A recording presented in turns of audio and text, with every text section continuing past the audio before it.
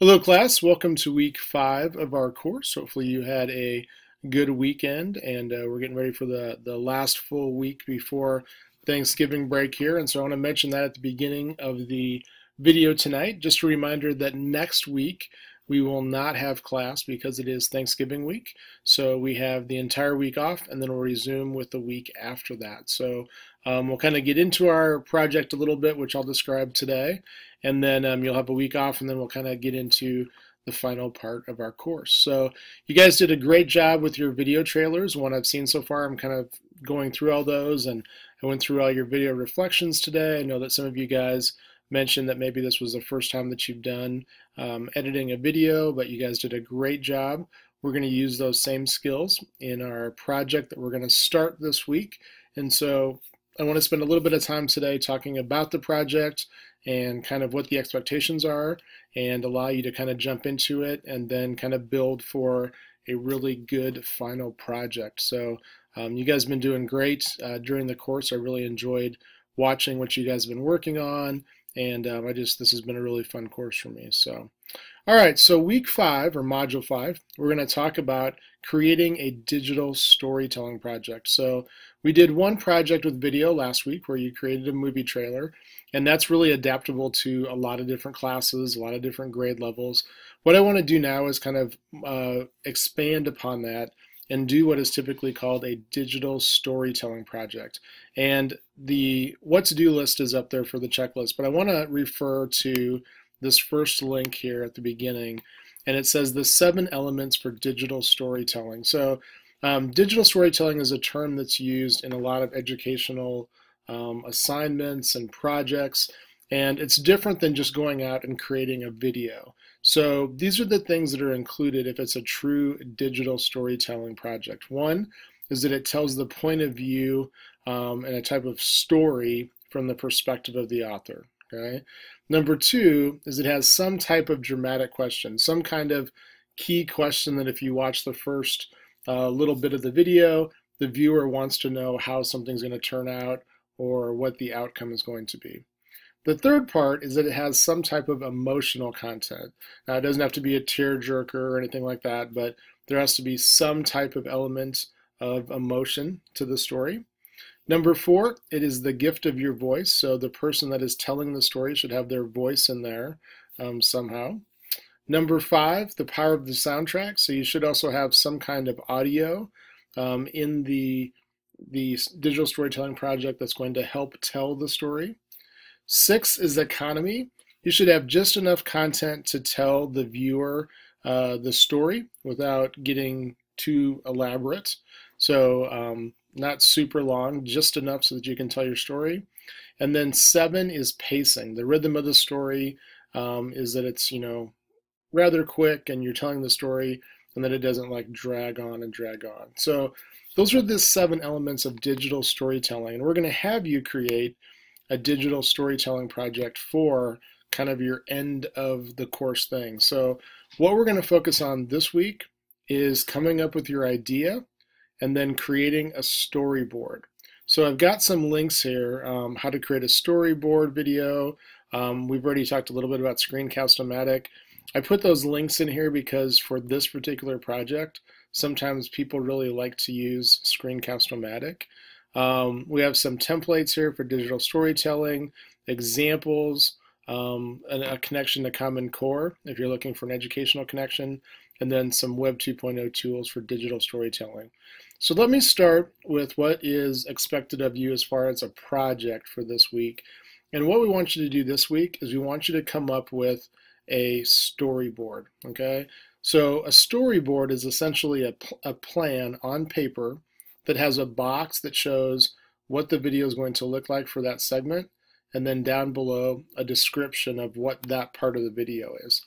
So if you come up here onto the digital storytelling site again, they have a link, go find it here, under the how-to, they have a link that says create storyboards. Now, you do not have to use one format. I have a sample one that I'll show you here in a second. If you want to use that, great. If you want to create your own, that's fine. There's also like thousands of them out on the web. But really, this is for you to kind of plan what your story is going to be, and it helps to put it on paper. And this is a really important thing when using a video project with students, because they need to have some kind of plan before they just go out and start filming stuff or getting images and those kinds of things. So really what you're doing is you're putting on paper a concept, so you know that if in part of your video you want to be talking about your family, that you've got to have either a video or a picture of your family for that particular part of the video. They have a couple examples here. You can see, like on this one, they have the picture, and then they have information over here about kind of what's going on in the video. They also have some examples here that are kind of nice. You can look at the storyboard for a video that's already done, and then watch the digital story, and then see basically what the storyboard looks like in the creation mode, and then what it looks like in the final product. So it doesn't have to be a particular format, but whenever I do a big project with students with video, I always have them do this first, because unless they have a plan for what they're going to want to do, they just go all over the place. So for you, the first thing this week is to really come up with some kind of story that you want to tell, something that has the elements that we talked about there as far as the 7 elements of digital storytelling. I've had some people tell the story of maybe when they met their spouse. I've had people tell an important story to their family. Sometimes it's the birth of a child. Sometimes they've been, fairly emotional, and maybe it's a tragedy that affected your family. Maybe it's reaching a goal of some kind. So I want you to kind of think about, what are you comfortable in sharing, because these will eventually be shared with the class, but at the same time kind of has a piece of you in the story. So we want this to be a little bit more than just, hey, I went to the Bahamas and here's a bunch of slides of what my trip to the Bahamas looked like.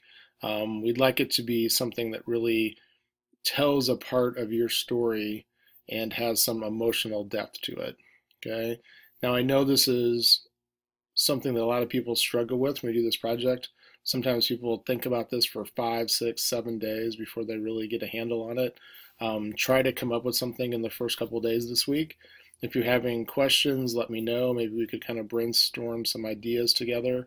But you have to have your idea before you can obviously start working on your storyboard.